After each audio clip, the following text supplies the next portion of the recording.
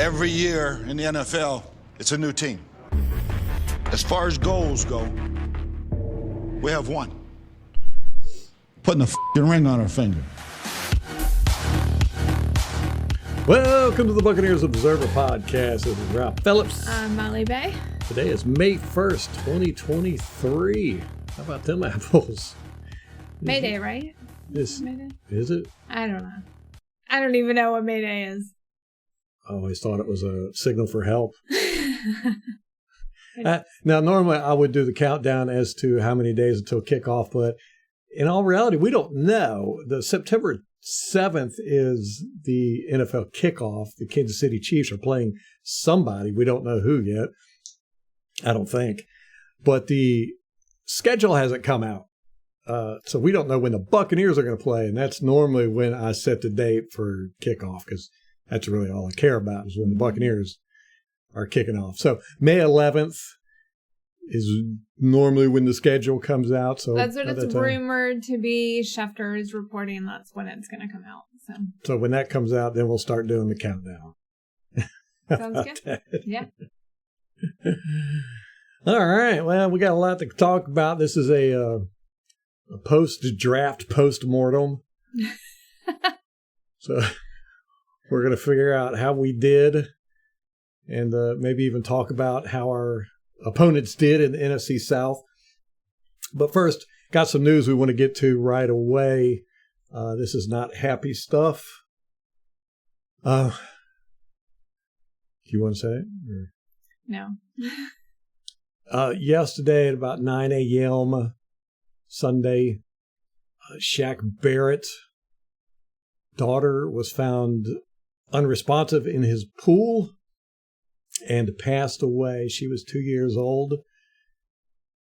And, you know, that's a tough thing. You know, Molly told me about it yesterday, and all day long I can't even imagine what he's going through. It's just so awful. And I remember when she was born, you know, he's been on the team since they brought her into this world. And, you know, he's a family man, and he was always posting about his kids. And so it was just awful. I just can't even imagine what they're going through. And he's got 4 other kids, 4 older ones. And it's just awful. It's just horrible.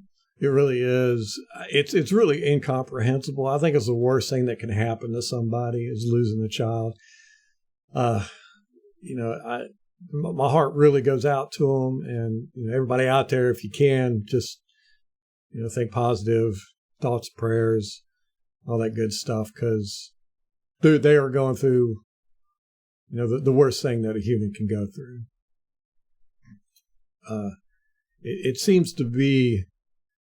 I don't know if it's because they're famous or whatever, but this seems to happen a lot with football players. Matter of fact, John Spytek, who we're going to talk about here in a little bit, he's our vice president of player personnel. He's the one that does all the scouting and the draft picks and all that stuff. He had a child that died as well.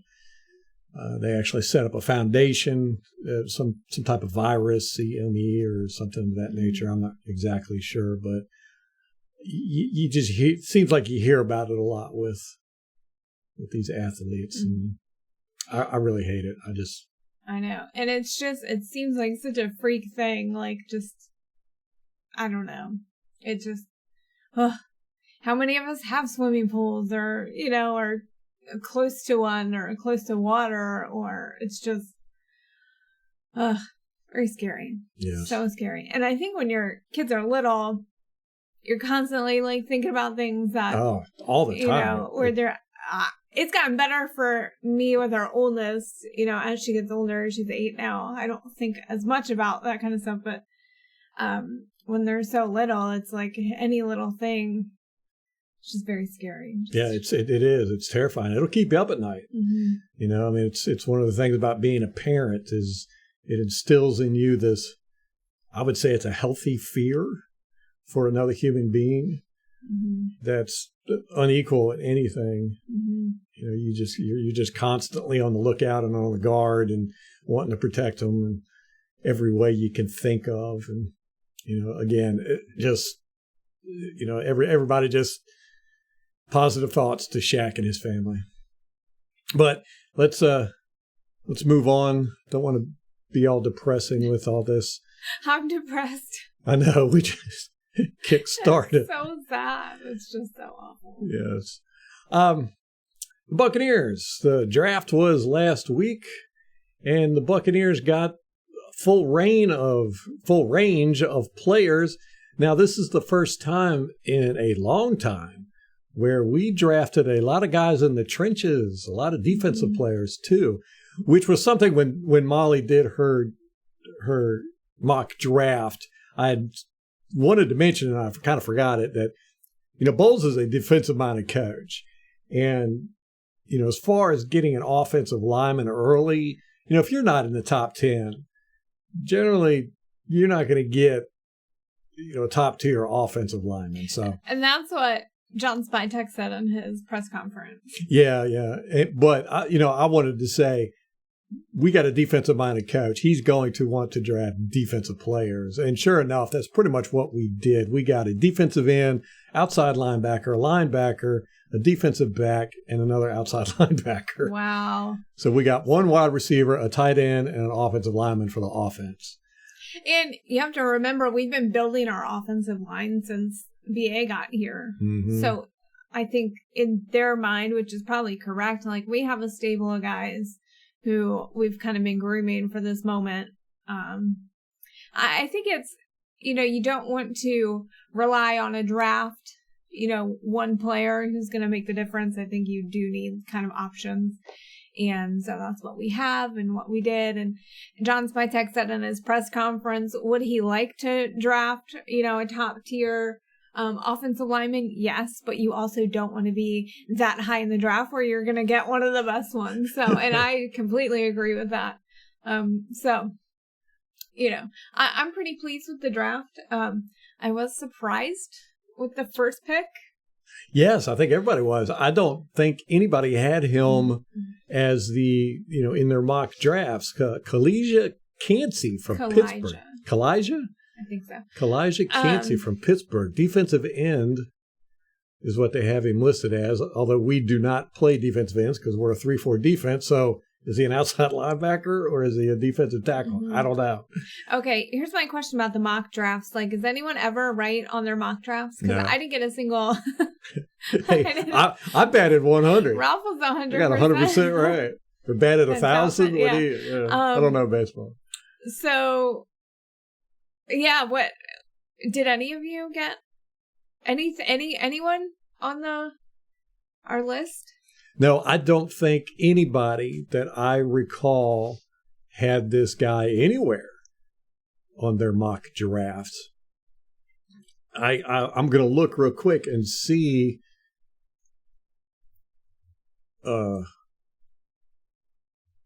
if anybody did. And I like the pick. I think once they made it, I was like, oh, that makes a whole lot of sense. Like, why wouldn't they pick that? Like, we don't have anybody. We got, Akeem Hicks is gone.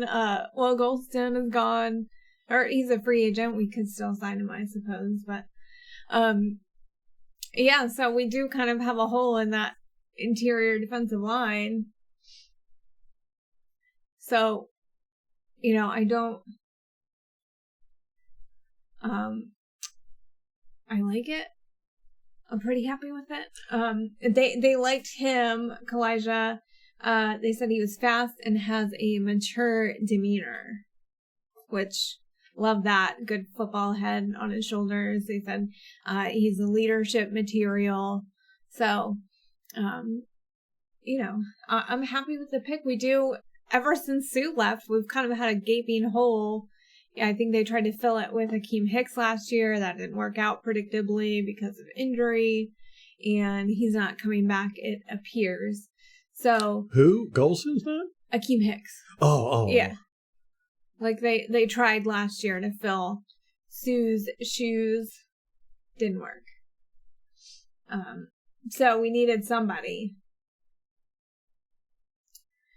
And that's who we got. So, What do you think about the pick? I don't know much about him. Yeah. I just got to trust these guys that they know what they're doing. Yeah.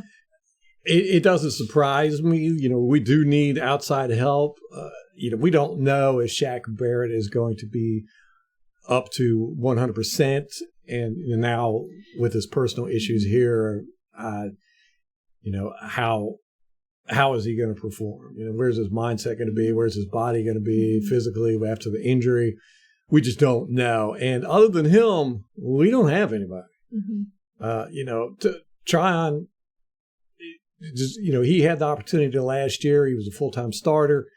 And, he played 100% of the snaps for quite a few weeks and didn't really show anything. But isn't this guy going to play more like beside Vita? I don't know. That's what I'm saying. They have him listed. The Buccaneers have him listed as a defensive end. We do not have defensive ends. I've seen him listed as a tackle. Okay, so, well, again, we need that position too because without Will Golston's really the only decent tackle we got. He's a free agent. We didn't re-sign right. him. If we re-sign him, other than him, we don't have anybody. Yeah. Akeem Hicks didn't do much last year. When, like you said, we're not going to keep him. Who do we have playing there? I don't know. Yeah. It was in that Logan Hall. Wasn't that his position? Yes. Okay. And again, jury's out. Yeah, he didn't show me anything last year, except confusion on the field. Yeah. But then again, last year, I've got to say it, I say this, I say it repeatedly. Last year was a wash for everybody. Nobody played well last year. I could say Levante David played Levante David football. Winfield played good. Other than that, even Wirfs had bad games. It just seemed like something was going on with the team. I don't know what it was. I don't know if it was personal issues. But that mentality of the team was just in the dump. So you kind of have to write off last year. It's hard to, like with Logan Hall and all these guys. I don't want to say, they're bust just yet. Yeah. Let's give them another year and we'll figure it out. And a lot of these guys, again, with the COVID stuff, missed a lot of playing time in college. So just think about all those reps and those snaps, how much they can help a player develop, and they didn't get them. Yeah. So. We did get Greg Gaines in the free agency from the Rams. But again, he was a rotational player with them, wasn't full-time starter. Don't know much about the guy. But we did rotate on that line. Oh, yeah. The Bowles rotates crazy. I don't think anybody ever gets more than 60% of the snaps. I think Sue was hitting, a little over about 70% every now and then, but Vita gets about 60. Goldston and those guys, they're lucky if they get 50% of the snaps. So he's constantly rotating those guys, which was very strange how last year, towards the end of the year, he had Tryon and, who was it? Was it O'Connor? I can't remember. We're playing 100% of the snaps at outside linebacker, which was it Nelson? I think it was Nelson. That never happened, even when we had JPP and Barrett. Never played 100% of the snaps. But we had a lot of injuries and, a lot of depth issues. So makes sense. And I think they really wanted to see what they had with those guys, too. So they were like, hey, just get out there and play. Yeah. And they didn't do that well. No. So, yeah, I'm not upset about that. It's not like we picked a kicker. Darn it. I was hoping. So, and like I said, I don't know anybody that picked him for our mock draft. I'm looking at the mock draft list here, and I don't see anybody, but I'm trying to pull up the big list of all the mock drafts. I'm seeing Pewter reports. That's it. Which they had tackle. Yeah, they had Anton Harrison. Same guy you did, right? No, I had Darnell Wright. Okay. He went early. He was like 9th? Yeah. Like top 10. I can't remember who took him. The Lions, maybe? Somebody. So, and then we did end up getting an offensive lineman, did we not? Yes. Yes, we did.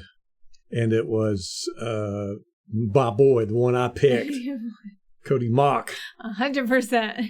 And it was so funny. Immediately, Jensen was tweeting out pictures and stuff like that with him and Mauch photoshopped together. Jensen had his teeth missing. It was hilarious. Yeah, it seems like already they kind of have a rapport. It's that ginger bond, I think. Yeah, ginger bond. The ginger bond. They all stick together. Yeah. And Cokeefed. Yeah. Right? He's a ginger too, so Mm-hmm. we're going to have the ginger musketeers. Which they're saying, okay, so Cody Mauch, when you were talking about him, was he a guard or a tackle? He played tackle, Yeah, but he's played all 5 positions. Right. In college, he was right tackle. So that's what I was thinking He's we too were small. getting. Yeah. Well, now apparently they're going to put him at guard. Guard or center. Yeah. So that surprised me, but they're grooming him for center. Okay. Like To replace eventually, Jensen, eventually, he'll play center when Jensen retires. Oh, don't even speak that. Do not put that out in the universe. 10 years. Yeah, it's never gonna. He's gonna be like Tom Brady, play till he's 40. Yeah. That'd be cool. Yeah. He's too small to play tackle. I mean, he's. I say he's too small, but wait, he's 6'6", 300 pounds or something. Oh my God! I want to say he's a big Wow. boy, but looking at him, he doesn't look that big. You know, seeing him out there on the field. Yeah. North Dakota State. Let me pull up his stats here if I can find them. No.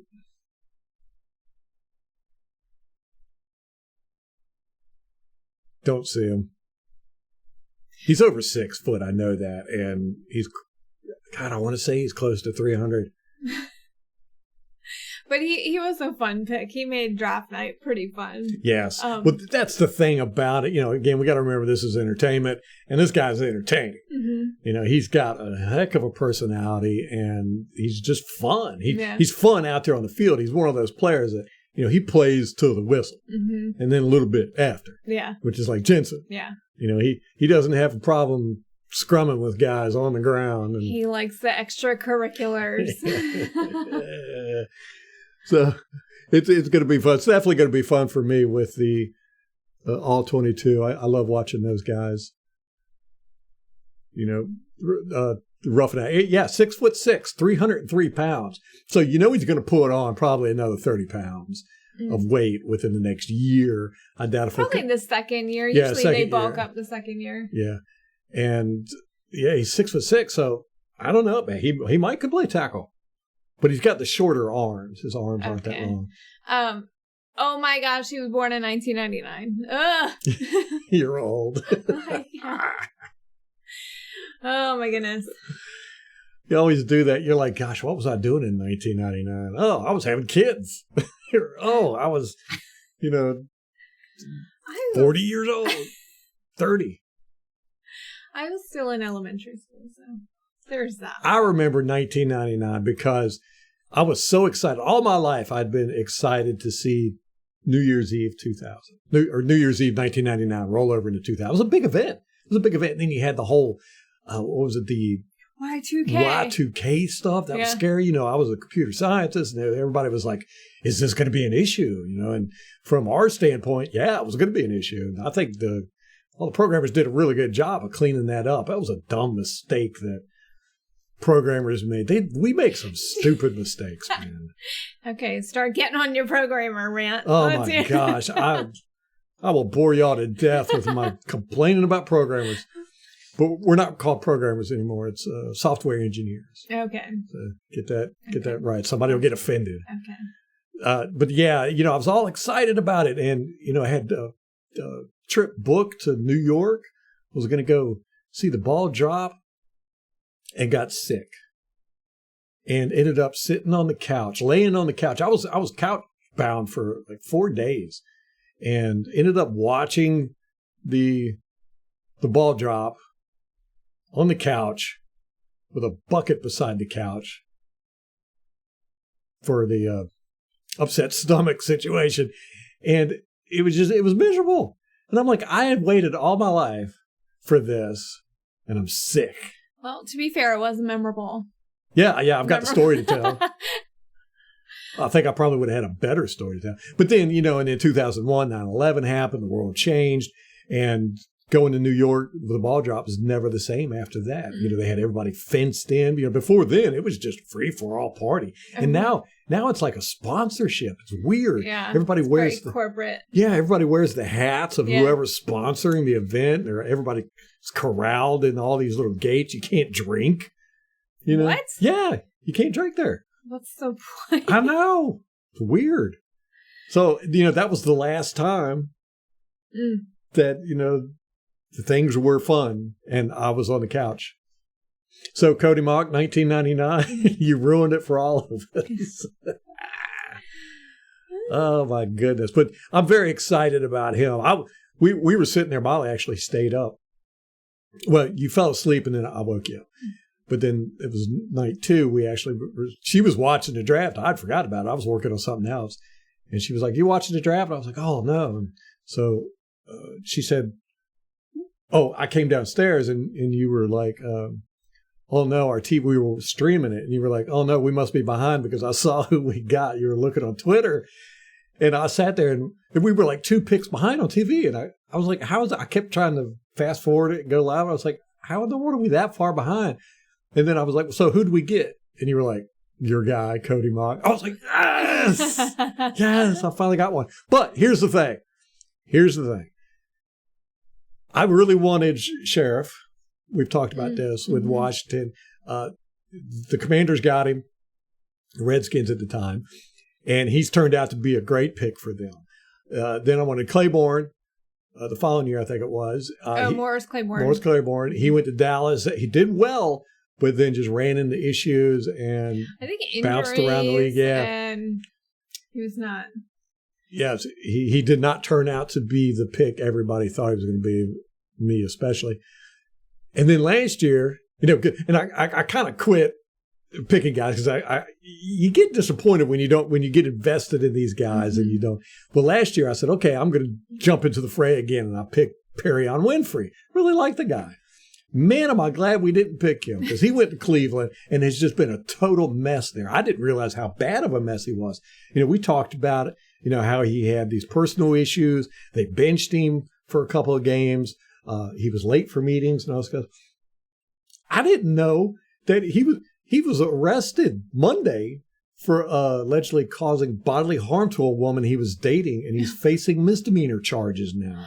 Oh, my gosh. This was last Monday. Yeah. So, the guy seems like a total train wreck. Total train wreck over there. Yeah. And all the players don't like him. They actually went to the coaches and said, "You need to do something about this guy. He's not showing up for meetings. He's late for practices."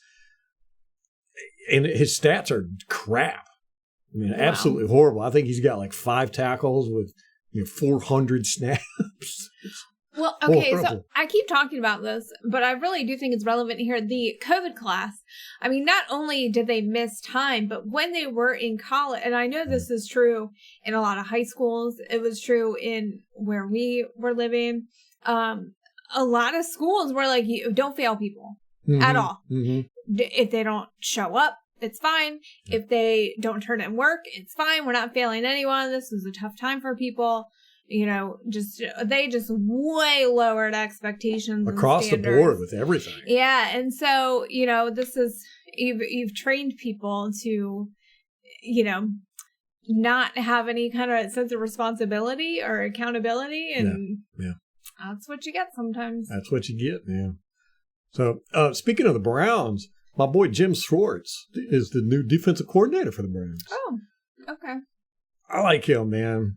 I like him too. He did survive Detroit to still have a career. Yeah. The Browns is kind of where careers go to die. Yeah. Maybe he'll go with the Raiders next. I don't know. Well, he's bounced around the league, and everywhere he's gone, he's really built a good defensive unit. But then he doesn't stick around, so I just have questions. He must be hard to get along with or something. I think so. He's a good coach. Good coach. Speaking of coaches, Cliff Kingsbury my coach that I would like to have seen us get as offensive coordinator, I said he probably might not hang out with the NFL anymore, because he's still on contract with the Cardinals. So he's good. If he played or coached in the NFL, he would lose that contract money. So he would probably, what most coaches do, Lovey did it, Shiano did it, all these guys, they'll go to college and coach until their NFL contract runs out, and then they'll come back to the NFL. And I figured Kingsbury would just not do anything. Never come back from the Philippines. Yeah, right. Speaking of which, have you seen his girlfriend? Mm-mm. Oh my gosh, she's like a model, like this Instagram model. Oh. And I think she does product models too. But I mean, she's like gorgeous model type. I'm like, what the world? But anyhow, there's pictures of her in the Philippines, or was it the Philippines? Where'd they go? Thailand. I don't know. I can't remember. They went someplace after he got fired, and there's all these pictures of her, in like lingerie and bikinis and all this, and I'm like, did he take those pictures? Or did they bring a crew? Because they're like professional pictures and everything. Well, now like, you can take one with an iPhone. Yeah, right. Yeah. But who was doing it? I'm like, is he like an Instagram husband? I mean, it's just weird. You're an NFL coach and you got this girlfriend that you're on vacation with that's putting all these sexy pictures up on Instagram. And she doesn't have anywhere on Instagram him. There's no mention of him or anything like that. That's her product page. That's her marketing. Exactly. That's just weird to me. Brand. I'm like, were you doing a lot of research? I did a lot of research on her. It's important NFL news, guys. It just really shocked me. I saw that. I was like, whoa. Well, it's like Sean McVay's girlfriend, too. It's the same. She's got like an Instagram and stuff. Yes. Are you going to research? I got to research that. I don't believe you. I'll look it up.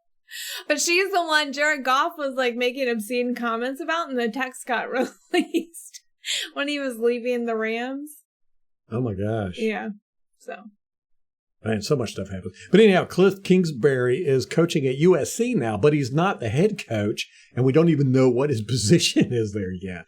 They've just announced that he's going to be part of the coaching staff. Oh. So, there you go. Make a few million being an advisor or whatever. Yeah. He's a good coach. I think he really got shafted by the Cardinals. I think the Cardinals are just a mess. They're just, ownership's a mess. I think the quarterback there has got way too much power. They've handed him the keys to the kingdom, and he's not ready for it. Yeah. So, let's get back to our draft. Okay. Enough sidetrack there. Enough sidetracking. Okay. So we got Cody Mauch in the round 2. So to get Cody Mauch, we moved up 2 spots. Yeah, that was interesting because we're sitting there, we were 50th, and all of a sudden you went, hey, they got us at 48. Yeah. And so we thought maybe we had screwed up. We weren't, that 50th wasn't our spot, but then kind of find out we moved up. What did we sacrifice for that? I don't know. I can't remember. But that's good because it shows that we really wanted Cody Mauch. So it just goes to show that they really wanted him. They sacrificed, move up and get him. They knew that it was someone you were really interested in, Ralph. they made that sacrifice. Just for me. Yes. So I'm excited about him. He's going to be fun to watch. I hope he has a long, illustrious career with the Buccaneers. Round 3 from Louisville, we picked Yaya Diaby. Is that how you pronounce his name? I think so. Again, another guy nobody had on their draft board. Okay, I feel like we have some leeway because we know nothing about college football. These people are immersed in college football and they get everything totally wrong. Yeah. Is that common? Can you guys comment below? Does anyone ever get these mock drafts right? I've never seen it. I don't think so either. I was watching a clip of Rich Eisen, and he bragged that he had gotten a 3rd round pick right one time. Well, I did see Last year, Pewter Report got Rachaad White and Logan Hall, our first and third round, I think. Was Rachaad I think White third it's or fourth? easier like the beginning rounds. Oh, Like yeah, the the first easiest- round's definitely yeah, easy, to especially get. when you're higher up. Mhm. But, they put out 15 mock drafts. So out of 15, they got one that had 2 right. So, and that's unusual to Yeah. get that many right, just from what I've seen. Okay. So Yaya is an outside linebacker. So Yes. does that mean like Tryon is on notice? It sure does. It means he's got some competition there. Yeah. So time to put up or shut up for him. I mean, everyone kind of gave him a hard time last year, Tryon. I didn't think he played that bad. I thought he was. Who, Tryon? Yeah. Uh, You don't think so? I mean, yeah. But then again, like I said, last year, it's a wash. I'm not giving anybody a hard time about last year because you have to give everybody a hard time about last year. But it still wouldn't surprise me if they got him for competition. Light a fire onto these guys. It's we need some pass rushing. We need a little bit of everything, actually. Yeah. It's funny because we had like a good pass rush for a year, maybe 2, when Shaq and JPP were together. Yeah. And then after that, it's like the mythical pass rush again is what everyone's talking about. And maybe it's just not as easy as everyone thinks it should be. It's easy peasy, man. Anybody could do that mess. Yeah, last year was just bad. We got no pressure from anywhere. The only time we got pressure was when we blitzed. So I think they're really wanting that to be a focus on this team. Now, the Spytech was talking about how they worked with Dan Canales to get the offensive players they want, and they worked really hard with Bowles to get the defensive players they want. So I think Bowles is kind of happy with what we have in the secondary, and he wants more speed up front. And it looks like that's where they went. So Yaya. Actually, Pewter Report did have Yaya in one of their 15 drafts, mock drafts. Scott Reynolds had picked Yaya in the 5th round. Okay. But like I said, they did 15 mock drafts. So, and he was picked in the 3rd round. Wow. Yeah. So was that kind of a reach to take him so high? It did seem like a reach. Everybody had him in the 4th and 5th round, but we got him in the 3rd. We must have really, really wanted him. So they said he's got speed and power. I should hope so. You want a guy to have, he's slow and weak. But they said like his, he's strong. So he. Yeah. Anyway, so we had no picks in the 4th round. We had 2 in the 5th, and we actually traded up our second 5th round pick. We traded up for that tight end, Payne Durham. Before him, at number 153, we had Servosier Dennis. Ooh, fancy. I Servosier. think that's how they said it. I listened to his press conference, but he's an inside linebacker, so he could potentially be an heir to Levante David or Devin White, which is what they said. Scott Smith said. He's a Bucs fan, like he's got a family in the area. I saw his dad was wearing a Buccaneers sweater, the jersey or something, right? I think that they're from Bradenton, so close by in the area. We've got a couple guys that were from the area. As far as linebackers go, right now we've got Devin White and Levante David on the roster. Those are our 2 starters. Devin White, we don't know what's happening with him, whether he's going to be with the team or not. I mean, we're not trading him. If we didn't trade him above the draft, before the draft, I don't think we're trading him. You never know. It could be a surprise down the line. And it could depend on his attitude. Yeah. Subsequent to that. Behind them, we have KJ Britt and Servassier Dennis. And then JJ Russell and Ulysses Gilbert. So now, KJ Britt, I liked. I think he did well. Yeah, I was just going to say, we've kind of been building that area. They've drafted in the later rounds linebackers before. Remember, we got KJ Britt and Grant Stewart, who we ended up trading to Indianapolis. So, they have kind of always seemed to have that position in mind. So, it's going to be rough. I hope that Devin doesn't hold out or anything. But we'll see what Servassier has to offer. They say he's a good tackler and a natural leader and very instinctual. So. That's something else SpyTech focused on. He said, you can look at their 40s and their high jumps and all that. And he said, none of that stuff really matters. He said, one of the most important things is, can they tackle well? Which is great. I love to hear that. SpyTech doesn't get as much credit, as I feel like he deserves. He's definitely going to be a GM somewhere. I remember last year, I think it was the Steelers and the Raiders and the Vikings all interviewed him for their GM position. Nobody picked him up. But he will be a GM somewhere. He's definitely got the attitude for it. He's very aggressive. He's intelligent, and he does well in front of the media. I think he's got a good football sense about him, and he's the reason why we've got a lot of the players we've got. We give Jason Light a lot of credit, but Jason Light brought SpyTech in. I think I couldn't figure out exactly when SpyTech came here. The write-up on Buccaneers.com is absolutely horrible. You can't really follow what's going on. And there's no Wikipedia articles or anything on the guy. So to figure out exactly when he got here, but he was with Denver before.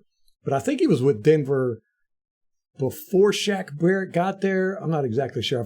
I want to say he left in 2016. He was there when they won their Super Bowl. He said he had a Super Bowl ring. Okay, so he probably knew about Shaq Barrett, and he's probably one of the reasons why we got Shaq Barrett. So just that alone is enough to give the guy all the kudos in the world. But he worked with the Broncos from 2013 to 2016. So I assume he was with the Buccaneers starting in 2017. He gave all the names of the scouts and everything in his press conference, which I thought was pretty cool. Gave him all credit. He said they did 3,352 scouting reports on 1,426 players. Wow. He said it might have been overkill. But I guess it's better to overkill than underkill. That's like all the players in the league. It seems like it. I don't know. No, that's not college players. Yeah. That's like 3 teams in college. They got like 400 players on each team. What? All right. In the round 5, you said we traded up to get Payne Durham. Payne, tight end. Major Payne. They're saying let me see. He's a good red zone target. That's what they said about him. I love that movie, Major Payne. 2 of my favorite quotes from it are the guy's legs blown off, and he says, "You want me to take your mind off that pain?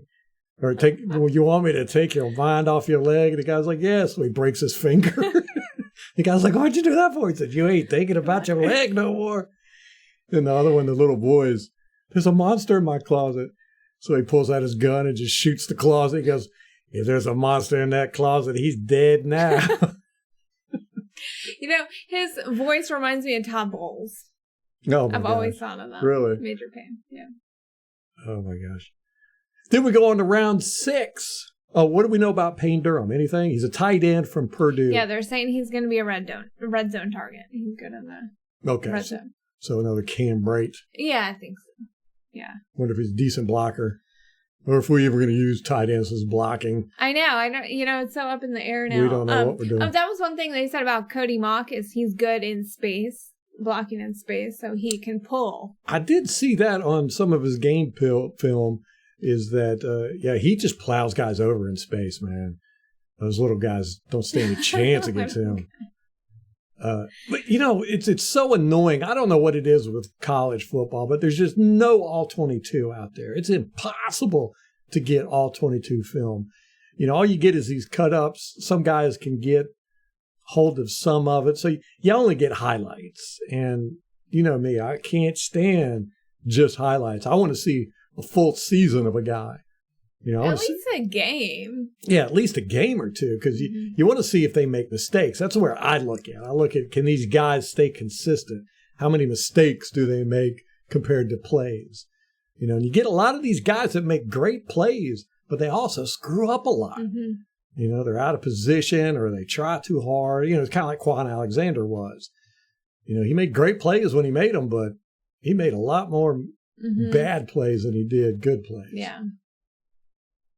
So then we moved to round 6, pick 181, Josh Hayes, defensive back out of the Kansas City. A lot of interesting stuff with this guy.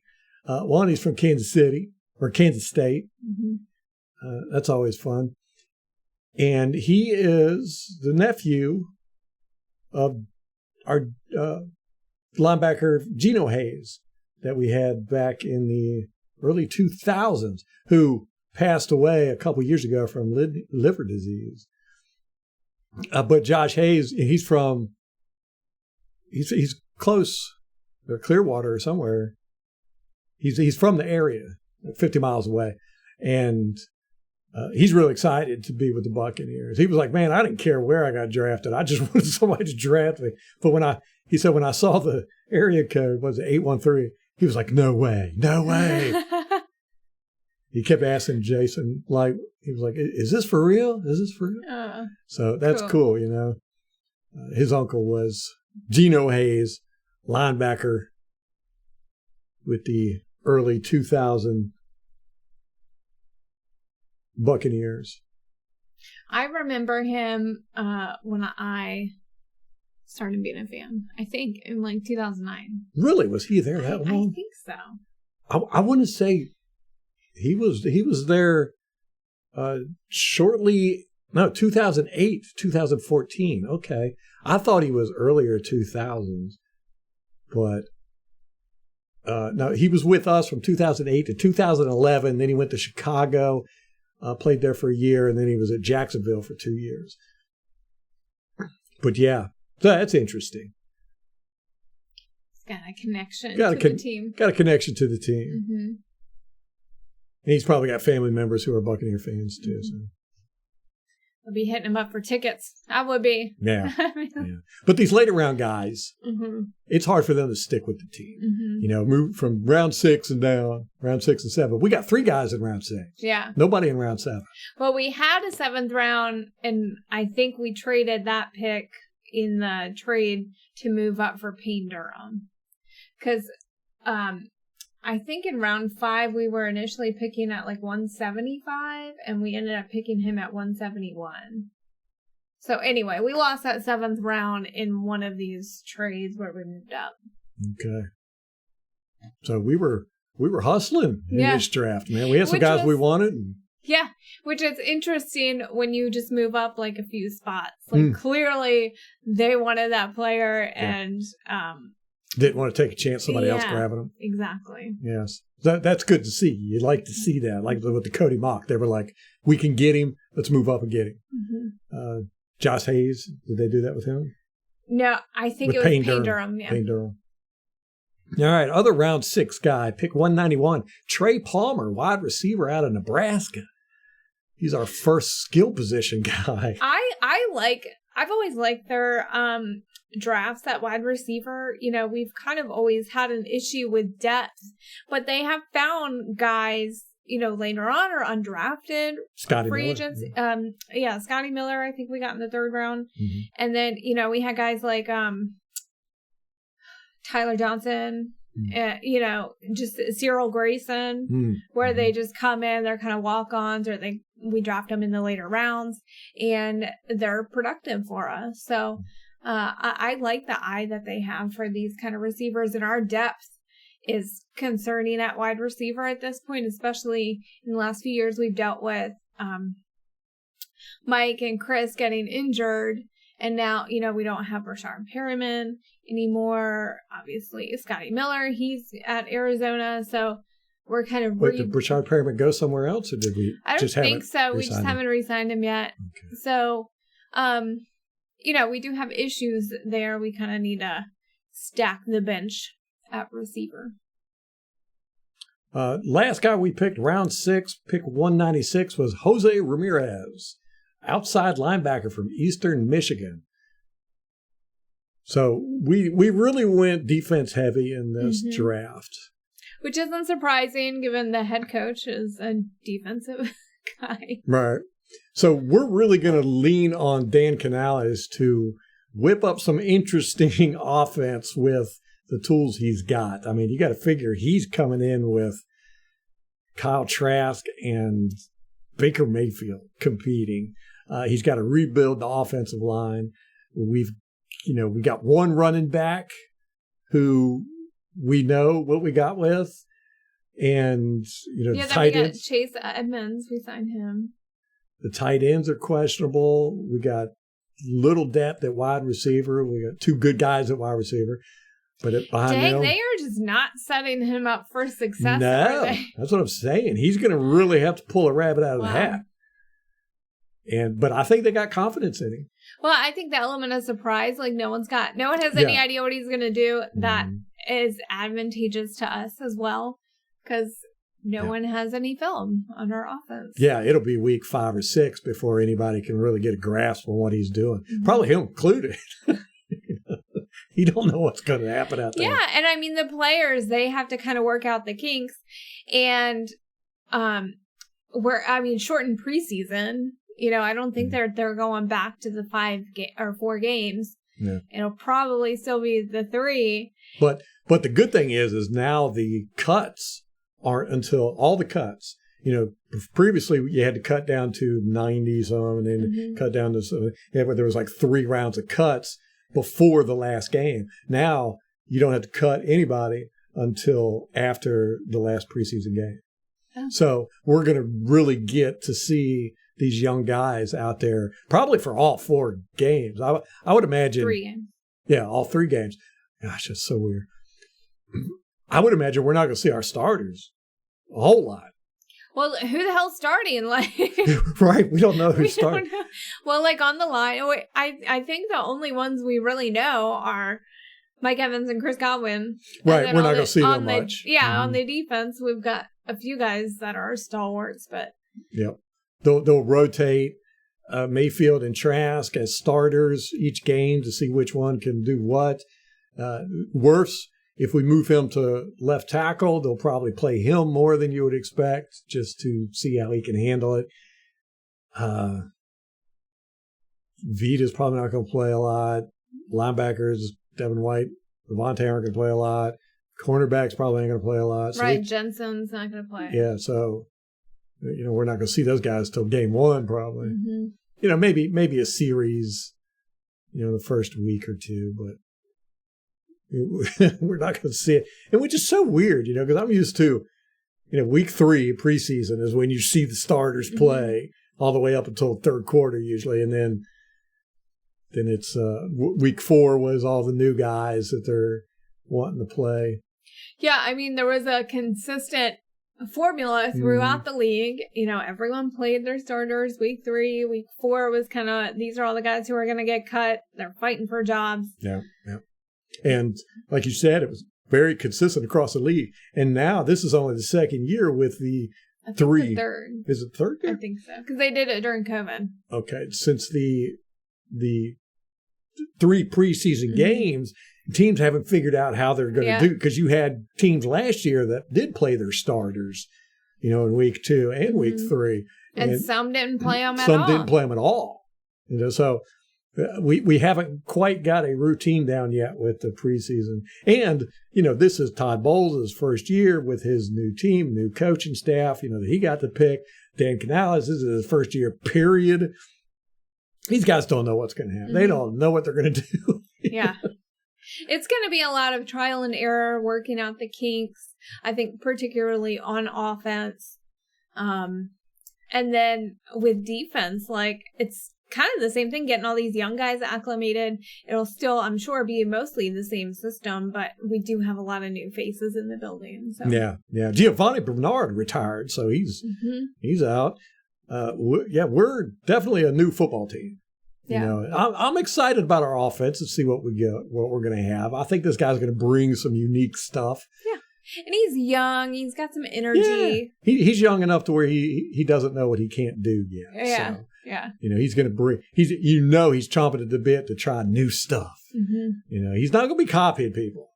I don't think. I think he's going to want to put a stamp on his own offense. Yeah, make a name for himself. Right, until he gets smacked in the face a few games, and then he's like, I'm just going to try the old tried and true methods. Yeah. But it does bring me to a point. Joe Bucs fan has kind of been bringing it up, and, I talk about it all the time, that, football is entertainment. And for the past few years, we haven't had an extremely, extremely exciting team. We got Tom Brady and Gronkowski and Antonio Brown. We've had Mike Evans. We got Leonard Fournette. We had JPP and Ndamukong Suh. These are all players who they were bigger than life. Mm-hmm. They just their presence was exciting. But you had guys like Antonio Brown, Gronkowski, JPP, who were really dynamic characters. I mean, when they gave interviews, it was, a ton of sound bites and national recognition. They'd be on all these, the NFL Network and the Rich Eisen Show and all this stuff. So we had a lot of excitement with this team, not just with the fan base, but the team itself was exciting, and we had characters. We don't have any of that now. We are a very, very boring team. Now, I love Mike Evans. When he first came in the league, he was a firecracker, but he's gotten into that Zen mode. He's not an exciting player on the field or off the field. On the field, he's great to catch the ball, but after that, not a whole lot there. I don't know. I mean, he's brought us spurts where he's punching people. I love that. Occasionally. Not often, because he gets suspended. Yes. He doesn't do it as much as he used to, but, he did it last year, right, with fighting with some guys. And New Orleans, wasn't it? I can't remember who it was. But he's not AB. He's not the Tyreek Hills that are going to get in front of the mic and just say crazy stuff. And actually, across the league, we've talked about this a lot. It's definitely tempered down across the league. You don't see the players you used to, the Terrell Owenses and the Palomalos and all that good stuff, where, they had their own character. Now everybody has to be careful what they say and how they act. So you get it. It is tamped down across the league. But on this team in particular, especially compared to the past few years, there's just no excitement. Todd Bowles is boring. He's not going to give you what Bruce Arians gave you. Now, with all that being said, I think Baker Mayfield is going to bring a spark to this team. Hopefully. Now, I'm saying that, but we just had to take like a 6-hour break doing this podcast, and we're not exactly sure where we left off at. We paused it. So it's like after 9, so Molly is delirious. Yes, it's way past her bedtime. Okay. So if we just jump subjects there, and it makes no sense. And it makes no sense. It's because we thought we ended it somewhere else. Oh my goodness! So, we're going to have to do that with this kid. One of the reasons why we haven't done podcasts on a regular basis is because the baby just is not being on our schedule. So what we're going to have to do is chop up these podcasts in little 10, 15-minute sections that we can get, and then pause it, and then come back to do it. So you're going to get a lot of disjointed podcasts. A lot of weird subjects just popping out of nowhere. So what do you think about the draft? Give it a grade. What do you think we did? How do you think we did? I would not have focused as much on defense. Really? I think, but what they did made sense. Like in my mind, I'm focusing on offensive line, the running back room, tight ends. They didn't, they didn't take any running backs. No, at all. So, maybe they're happy with who we have. Don't know. Yeah. I probably would have focused more on the secondary too. So that's a little. Yeah, we're very thin in the secondary. Yeah. I trust that they have a plan. I trust the plan. Trust the plan. We'll see. I don't know. So I'll give it a B. A B. Okay. Yeah, I'm happy that we got Cody Mauch, so I'm going to give it a B+. Okay. You just had to one-up me. It just had to one-up you. I think that, we're going back to old Buck football where it's defense first, to run the ball, just play field position, old school football. I don't know how that's going to work in today's NFL, but we're going to find out, I think. And especially with this draft, it did shock me that we went so defensive heavy. I figured we would go defense in the first round, but I felt like we had so many more holes in the offense. Man, we got holes everywhere. We really do. And you figure our cornerbacks, like you said, in our secondary, we got Carlton Davis and we've got Jamel Dean. And then behind them, we've got Anthony Chesley and Zion McCullum. Oh. Yeah. Didn't we bring D. Delaney back? No. Oh. Well, we did. Nickelback. He's supposed to Nickelback. Nickelback. Right? Okay. And yes. That's what MD Whatever stands that for? is. Yeah. Okay. I just thought of the band and it just didn't sound right. Nickelback. Delirious. Oh, look, and there's Ryan Neal playing Three Doors Down. So, yeah, at safety, we got Ryan Neal and Antoine Winfield Jr., and then Nolan Turner. I mean, we are with that. Right. We are thin everywhere. Mm-hmm. Our defensive line, we've got the new guy, Cansey. We got Vita, Greg Gaines. Patrick O'Connor, Deadrian Sinnat, and Logan Hall. And we are not the team we were last year or the year before or the year before. Every year it's a new team, and this one is definitely new. So, I'd give us a B+. Just could have Cody Mauch, but we'll see how the other guys pan out. And there's still the undrafted rookies and the free agents. So we signed a bunch of them. Mm-hmm. The next day. There's always usually one, surprise out of there, one or two. So diamonds in the rough. Yes. So those are always fun, and you don't really find out until training camp, really. That is always the fun stuff about this. There's always one guy that just pops up, and you're just like, oh, wow, he's interesting. Well, and then there's the training camp studs who shine in camp and then don't. Gosh, we've had a lot really of those. Do anything. Yeah. We seem to major in those guys. Mm-hmm. Well, I'm excited for it. It's right around the corner. I really, looking at everybody else's draft, the draft didn't seem that deep this year. They just weren't. It didn't seem like there was a lot. I mean, even the quarterbacks that picked kind of seemed mediocre to me. Mm-hmm.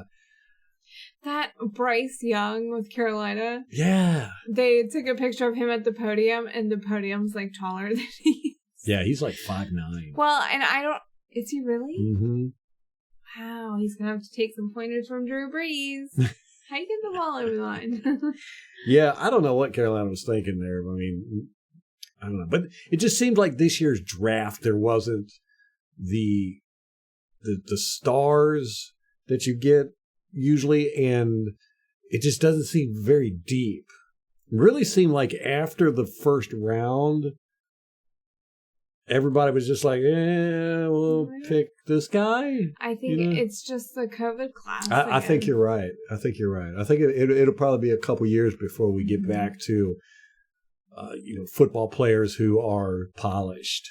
If we do, though, I think that COVID just changed society so much, and you see it like in general in the workforce. People's work ethic is just not there. People don't want to work. Mm-hmm. There are openings everywhere. Performances, I think, have declined. So, I mean, I don't know. Maybe I don't know if we'll ever get back to. I saw a protest. Some government workers. I can't remember where it was at. I want to say it was in New York. Canada? Was it Canada? I don't know. Up north somewhere where they were protesting about having to go back to work or go back into the office. Mm-hmm. I was like, really? That's weird. Yeah. Yeah, so I think you're right, man. People are just kind of brain shot, brain dead about life. We're in a weird place. We are in a weird place. Yes, and we are in a weird place with the Buccaneers, too, because we don't know a thing that's going to happen. Mm-hmm. What we do know, is that the defense is probably going to stay the same for the most part, the way we attack. And like the scheme. The scheme, yeah. But we do not have the guys to do it like we have, the past 3-4 years. Mm-hmm. So it's going to be interesting to see. And again, last year it was just not good. But I'll say this until the season starts. I'm not going to judge the guys from last year because everybody played bad, including Tom Brady. Mm-hmm. So it was something infected the team. Don't know what it was, but misery. Everybody gets what's it called, a MacGuffin, a do-over. I don't know what to say. I don't even know. All right. You got anything else? Oh, I just wanted to correct myself real quick. Shaq Barrett has 3 other kids. He's got 2 boys and a girl. Okay, so not 5. He's 4. Okay. Yes, everybody, say a prayer. Positive thoughts out to Shaq Barrett. It's horrible stuff. Mm. But we started off on a bad note. We're leaving on a bad note. Mm-hmm. Didn't mean to do that. All right, guys. That's good. That's enough for us. Till next time. Go Bucs.